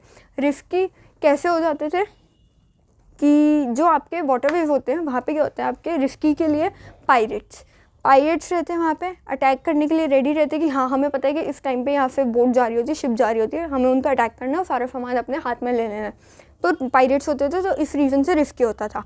पर कभी कभी प्रॉफिटेबल कैसे हो गए, और कुछ लोगों के लिए नॉन प्रॉफिटेबल होते थे, कुछ के लिए प्रॉफिटेबल होते हैं। कैसे, वाटर पे टैक्स लगता है, आप इतना एरिया, अब तो डिसाइडेड है ना कि इतने नॉटिकल्स तक का सी इंडिया के अंदर आएगा, शायद 12 नॉटिकल्स, राइट, 12 नॉटिकल्स तक का sea, correct me if I am wrong, 12 nauticals तक का सी इंडिया के अंदर है, बचा हुआ पार्ट आपका नॉर्मल के अंदर आ जाएगा। वरना उधर से अगर 12 नॉटिकल्स काउंट करो तो उतना आपके श्रीलंका में आ जाता है, ठीक है, ये सब समझ आया। पर उस टाइम पे ऐसा कोई हार्ड एंड फास्ट रूल नहीं था, आप जितना एरिया कवर करना चाहते हो कर सकते हो। तो ऐसे क्या होता था कि राजा जो थे सारा टाइम वाटर वेज पे अटैक करते रहते थे कि ज़्यादा से ज़्यादा वाटर का एरिया जो था अपने अंडर कर सके, ताकि उनको टैक्स ना पे करना पड़े, तो इसलिए वो लोग क्या करते थे, सारा टाइम अटैक करते थे। जब वो टैक्स नहीं पे करेंगे तो उनके लिए तो प्रॉफिट ही है ना। कितना हार्ड, मतलब ये देखो कि कितना ज़्यादा टैक्स उनको पे करना पड़ता होगा, क्योंकि कोई लिमिट तो होती नहीं थी। कोई हमारे यहाँ पे जैसे गवर्नमेंट होती है, वर्ल्ड की भी अपनी जुडिशरी होती है, वो सब तो था नहीं, तो उनकी अपनी मर्ज़ी, जितना मर्ज़ी टैक्स रखे, तो जब वो टैक्स से बच जाते हैं तो उनके लिए प्रॉफिट हो जाता है, राइट।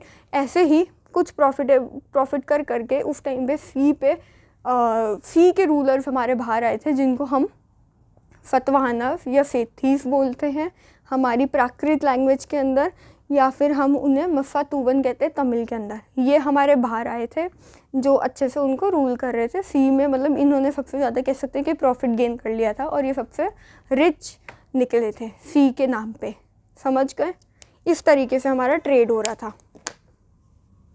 अब इसके बाद ट्रेड हो गया, सब हो गया, पर बार्टर सिस्टम को ख़त्म करने के लिए हमारे राजाओं ने कॉइन्स बनाने शुरू कर दिए। अब कॉइन्स भी यूज़ हो रहे थे, अलग अलग राजाओं ने अलग अलग कॉइन्स बना लिए, ठीक है, सबके अलग अलग कॉइन्स बन रहे थे। तो मैं बहुत शॉर्ट में समझा देती हूँ।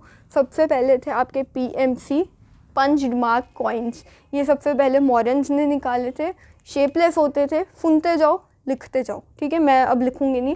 सबसे पहले कॉइन्स थे आपके पंचमार्क कॉइन्स, ये मॉरियंस ने बनाए थे, शेपलेस होते थे, कॉपर के बने होते थे, सस्ते कॉइन्स होते थे, ठीक है।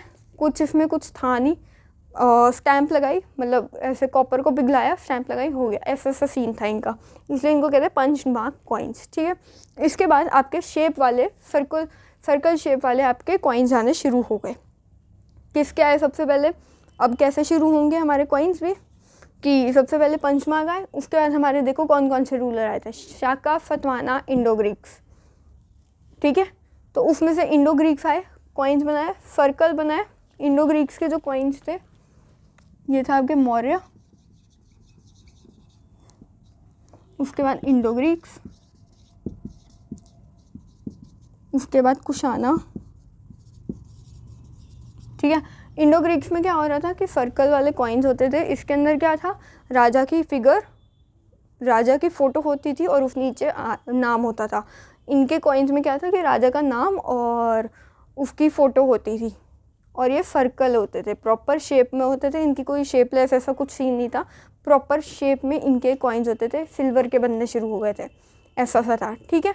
उसके बाद नेक्स्ट आपके आए कुशानस, सेम सर्कल शेप के कॉइन्स होते थे, ऑफ कोर्स थोड़ा कॉपी करने की कोशिश कर रहे हैं, तो इन्होंने भी नाम लिखवा लिया, फिगर बनवा ली, नाम लिखवा दिया, कॉइन बन गया। जैसे आज तो डेट लिखी होती है ना कि कब ये कॉइन बना है, क्या बना है, कैसे बना है, वो सब लिखा होता है ना उसमें, कि इतने रुपए का कॉइन है ये बताया होता है ना।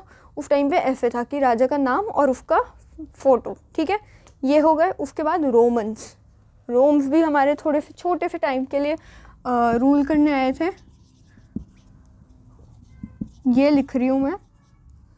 रोमन्स के जो कॉइन थे वो प्रॉपर वेट के भी थे, मतलब इनकी कोई वेट पे तो, इनकी सर्कल शेप के तो होते थे, कभी कभी वेट वेरी कर जाता था, पर रोमन्स के जो कॉइन थे एकदम प्रॉपर थे। वो 4.5 ग्राम्स के कॉइन्स थे, हर कॉइन का वेट 4.5 ग्राम ही था, कभी भी गलत नहीं हो रहा था। तो ये था कि रोमन के कॉइन में और ज़्यादा कह सकते परफेक्शन आई वेट के नाप पे, ठीक है।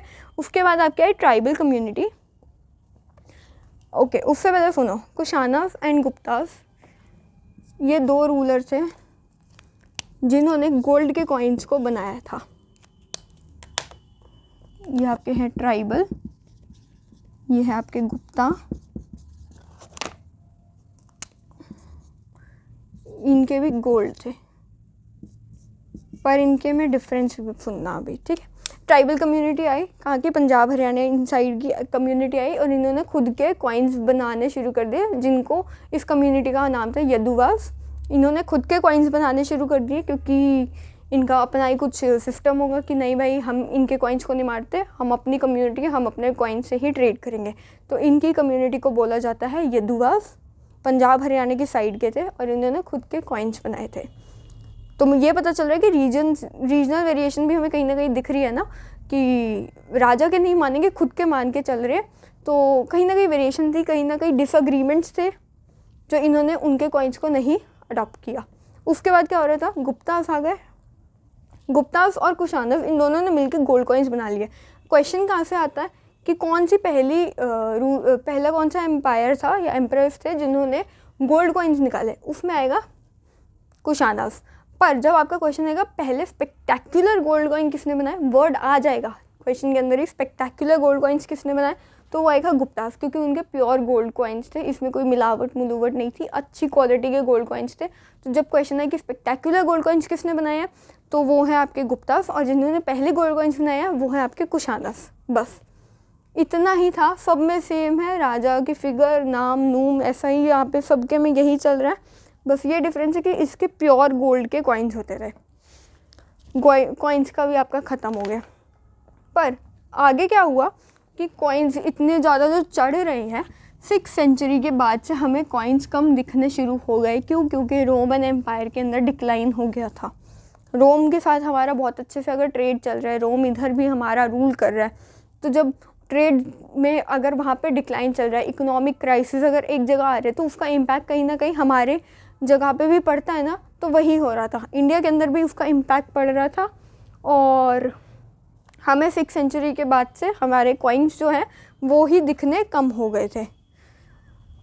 और ये कह सकते हैं कि एक तो ये रीज़न था, और दूसरा कि नए तरीके के ट्रेड होने शुरू हो गए थे, नए सिस्टम्स होने लग गए थे। या तो शुरुआत से सब कुछ शुरू किया होगा, या फिर उन्होंने बार्टर सिस्टम को ही कंटिन्यू करना सही समझा होगा। ये सारी चीज़ें हो रही थी। और कभी कभी कॉइन्स भी, यार गोल्ड के कॉइन्स हैं, सोचो वो कितने एक्सपेंसिव कॉइन्स होंगे, हर कोई तो उसको नहीं अफोर्ड कर सकता ना। तो इसलिए उन्होंने बार्टर सिस्टम को सोचा होगा कि यही बेटर है कि हम बार्टर सिस्टम ही कर लें। समझ रहे हो? तो ये रीजंस थे कि 6 सेंचुरी के बाद से हमें कॉइन्स दिखने बहुत कम हो गए थे। लास्ट है आपका डिसाइपरमेंट ऑफ इंस्क्रिप्शंस, कि आपकी जो इंस्क्रिप्शन है वो कैसे डिसाइपर हुई है, जो आपकी इंस्क्रिप्शन है वो कैसे डिसाइपर हुई है। सबसे पहले ब्रह्मी किसने डिसाइपर की है? जेम्स प्रिंसेप ने। अब क्या हो रहा था कि जो हमारे जेम्स प्रिंसेप है ना, वो थोड़ी स्टोरी में बाद में आएंगे। ब्रह्मी ना पहले हमारे इंडियन आर्कियोलॉजिस्ट वगैरह ने, स्कॉलर्स ने देखी, और उन्होंने नोटिस करा कि ये ब्रह्मी लैंग्वेज नहीं, ये ना बंगाली लग रही है हमको। उनके दिमाग में आया ये बंगाली लैंग्वेज है या देवनागरी है जो अशोक लिख के गया है। धीरे धीरे उन्होंने सोचा, उनसे डिसाइपर हो नहीं रही थी। ये बंगाली उनको लग तो रही थी, लेकिन उनसे ये बंगाली लैंग्वेज, जो उनकी सो कॉल्ड बंगाली लैंग्वेज थी, उनसे डिसाइपर नहीं हो रही थी। बाद में जेम्स प्रिंसेप आए, उन्होंने ये सब चीज़ों को पढ़ा, अच्छे से देखा, और उनको पता चला कि नहीं, ये बंगाली लैंग्वेज नहीं है, ये ब्रह्मी लैंग्वेज है। और 1830s के अंदर इन्होंने इसको डिसाइपर कर दिया। समझ रहे हो? जेम्स प्रिंसेप आए, उन्होंने सारे स्कॉलर्स की बात सुनी कि इनको लग रहा है कि ये बंगाली है, देवनागरी है, पर जब उन्होंने उसको रीड करा, उसको डिसाइपर करने की कोशिश करी, तो उन्हें पता चला कि नहीं, ये बंगाली या देवनागरी या कोई और लैंग्वेज नहीं, ये हमारी लैंग्वेज ब्रह्मी है। अशोक ब्रह्मी के अंदर लिख के आया, और वहाँ पे ब्रह्मी में लिखा हुआ था कि इसको पियादसी के नाम से जाना जाता है। अब बुक का पेज नंबर 1 जो था वो मैं थोड़ा सा समझा रही हूँ कि वहाँ पे जो प्रिंसेप एंड पियादसी लिखा हुआ है ना, तो वो बताया गया कि इसको लोगों ने ही नाम दिया था पियादसी का, अशोक को। और ये सब चीज़ों को जब देखा तो पता चला कि अशोक के बारे में लिखा गया, और 1830s के अंदर इसको डिसाइपर करा और बताया कि ये अशोक के इंस्क्रिप्शंस हैं जो ब्रह्मी लैंग्वेज के अंदर लिखी गई हैं। किसने डिसाइपर किया? जेम्स प्रिंसेप ने। समझ आया? ये ऐसे करके हमारी हो गई ब्रह्मी डिसाइपर। खारोष्टी बहुत ही थोड़ा सा टफ सा हो जाता है, समझने की कोशिश करना। मैं एक चीज़ लिखती हूँ, तू इधर आ।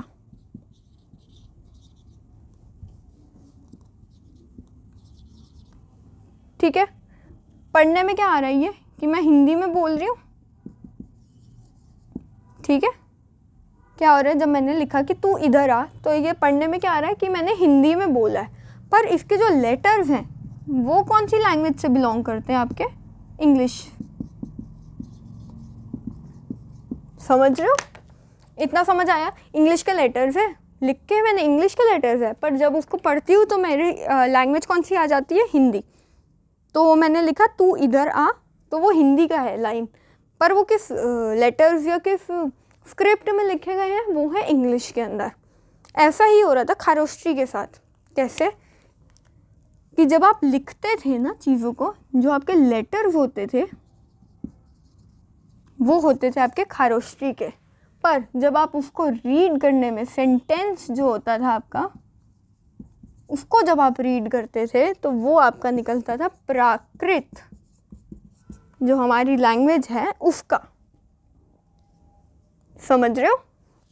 तो इसका मतलब ये था कि जो हमारी रिटन स्क्रिप्ट थी उसको खारोष्टी के अंदर लिखा जा रहा था, पर जो हमारी लैंग्वेज थी वो थी हमारी प्राकृत। इतना समझ आ गया? इस तरीके से हमारी प्राकृत लैंग्वेज जो थी उसको डिसाइपर किया गया। कि पहले तो लग रहा था कि प्राकृत नहीं, संस्कृत है। जेम्स प्रिंसेप फिर से हमारी स्टोरी के अंदर आए, उन्होंने देखा कि इसकी जो लैंग्वेज है, जो रिटन स्क्रिप्ट है, वो तो खारोष्टी की है, पर जब बोलने में आते हैं तो हमारी जो लैंग्वेज बन जाती है वो हो जाती है प्राकृत की। फिर से 1830s के अंदर इन्होंने इसको डिसाइपर करा। देख लो एक बार, समझ लो क्या लिखा है। पहली चीज़ ये हो गई। दूसरी क्या हुई? ग्रीक से इंस्पायर्ड थे ये लोग थोड़े से, तो इन्होंने क्या किया कि फॉर एग्जांपल कॉइन है, अब मैं खारोशी वगैरह तो नहीं लिखूंगी, ये वाली समझ आ गई ना, ब्रह्मी हटा दो। अब देखो ये एक कॉइन है, यहाँ मैंने इंग्लिश के अंदर लिख दिया अजय, राजा का नाम फॉर एग्जांपल, वही मैंने हिंदी में भी लिख दिया अजय। ठीक है, अब क्या हुआ कि मैंने हमारी जो प्राकृत या खरोष्टी है उसके अंदर भी नीचे लिख दिया मैंने, और ऊपर ये ग्रीक के अंदर भी लिख दिया। तो इससे क्या हो रहा था कि प्रिंसेप आए, उन्होंने इंस्क्रिप्शंस ली, ऊपर वाला चीज़ को डिसाइफर कर दिया, उनको पता चल गया नीचे क्या लिख रखा है। क्यों? इन्होंने चीज़ों को कंपेयर किया और उनको पता चला कि इन्होंने ग्रीक और खारोष्टी को साथ में डाल रखा है, इनको ग्रीक से बड़ा इंस्पायर्ड थे। तो एक ही जगह पे अगर आप ऊपर को डिसाइफर कर देते हो तो नीचे को समझ आ जाता है, नीचे को डिसाइफर कर दोगे तो ऑटोमेटिकली समझ आ जाएगा ऊपर क्या लिखा रखा है। इस तरीके से आपकी खारोष्टी या प्राकृत जिसको कहते हैं लैंग्वेज हमारी, वो डिसाइफर हुई थी। किसने करी थी? जेम्स प्रिंसेप ने। नेक्स्ट लास्ट है, लास्ट टॉपिक आपके इस चैप्टर का, हिस्टोरिकल एविडेंसेस। टॉपिक का क्या नाम है हमारे? Historical evidences. इससे क्या हो रहा था कि हमें क्या चीज़ हो रही थी अशोक के मामले में, एक इंस्क्रिप्शन है वो आपकी यहाँ पे किसी और लैंग्वेज में लिखी गई है, मतलब राजा का नाम जैसे यहाँ पे अशोक है, ठीक है, यहाँ पे आपका पियादसी दे रखा है, यहाँ पे आपका देवानम प्रिय देख रखा है। अब क्या हो रहा था कि हमें 3 इंस्क्रिप्शन मिल रही है, एक अशोक के नाम से, एक पियादसी के नाम से, एक देवानम प्रिय के नाम से। क्या हो रहा है? बिंदुसार, यहाँ पे पता चल रहा है फादर है, सेम चीज़ हमें यहाँ पता चल रही है, सेम चीज़ हमें यहाँ पता चल रही है कि यहाँ पे भी लिखा है पियादसी के जो फादर थे बिंदुसार थे, देवानम प्रिय के जो फादर थे बिंदुसार थे। इन्होंने धम्मा की नीति अपनाई हुई है, इन्होंने धम्मा की नीति को अपना रखा है। वही चीज़ हमें इधर भी पता चल रही है, वही चीज़ हमें इधर भी पता चल रही है, सारी चीज़ें मिलके हमें सेम ही पता चल रही है। फिर इनका स्टाइल ऑफ राइटिंग क्या था वो हमें देखने को मिल रहा है, सारी चीज़ें पता चल रही है, इन्होंने किस बारे में बात कर रखी है वो चीज़ें हमें पता चल रही है। तो इससे क्या हो रहा था कि जब हमने सारे इंस्क्रिप्शंस को डिसाइफर किया तो हमें पता चला एक ही इंसान को 3 नामों से जाना चाह रहा था, जो कि अशोक था, पियादसी था, देवानम प्रिय था। जब हमने डिसाइफर किया तो हमें पता चला कि ये एक ही इंसान है जिसकी बात कर रहे हैं। कभी ये लोग पियादसी के नाम से उसको बुला रहे हैं, कभी इसको देवानम प्रिय के नाम से बुला रहे हैं, कभी उसको अशोक के नाम से बुला रहे हैं। तो जब हमने इसको डिसाइफर करना शुरू करा तो हमें पता चला तीनों में लिख रखा है कि उनके पापा का नाम है बिंदुसार, तीनों में लिख रखा है कि धम्मा की नीति अपना रखी है, तीनों में लिख रखा है कि उन्होंने स्टोन सिलेक्शन प्रॉपर्ली किया था, तीनों में से बहुत सारी चीज़ों को लिख रखा है जो सेम है। तो हमें पता चला कि ये एक ही इंसान की बात कर रहे हैं जो कि है अशोक। तो ये थोड़ी सी प्रॉब्लम हो जाती थी स्कॉलर्स को, स्टाइल ऑफ राइटिंग, किस स्टाइल में लिख रहे हैं उसको हमें डिसाइफर करना पड़ता था, किस किस लैंग्वेज को यूज़ करके लिख रहे हैं वो हमें बताना पड़ता था, और ऐसी बहुत सारी चीज़ें होती थी। तो इसके थ्रू धीरे धीरे जब वो डिसाइफर करते थे तो उन्हें पता चलता था कि वो किस राजा की बातें कर रहे हैं। उनको डायरेक्टली नहीं पता होता था आज हम अशोक की स्क्रिप्ट को डिसाइफर कर रहे हैं, नहीं, पहले वो डिसाइफर करते थे फिर पता चलता था ओ हमने अशोक की स्क्रिप्ट को डिसाइफर किया है, ऐसे समझ आया है। तो ये था इंस्क्रिप्शंस के बारे में। लास्ट टॉपिक था कि कैसे इंस्क्रिप्शंस के बारे में या हमें कैसे राजाओं के बारे में पता चलता था, कौन सी की बात हो रही है, कैसे बात हो रही है, समझ आ गया। इस तरीके से हमारा चैप्टर यहाँ पर ख़त्म हो जाता है। थोड़ा सा मेरे को लग रहा है कि वो खारोष्टी और प्राकृत वाला जो है कंफ्यूजिंग है, पीछे जाके फिर से एक बार पढ़ लेना, नहीं समझ आए तो कमेंट में डाल देना, दोबारा समझा दूँगी नेक्स्ट क्लास में, पर समझ आना चाहिए। इसके साथ हमारा चैप्टर ख़त्म होता है and bye bye, take care. अगली क्लास में हम चैप्टर 3 को ख़त्म कर लेंगे 1 शॉट के अंदर। तब तक all the best for your exams and your for CUET की उसकी डेट्स आ चुकी हैं, उसका रजिस्ट्रेशन फॉर्म भी खुल चुका है, तो प्लीज़ उसको भी जाके अच्छे से रजिस्टर कर लीजिएगा। उसके ऊपर मैंने शॉर्ट बना रखी है तो वो देख सकते हैं। Bye bye and take care.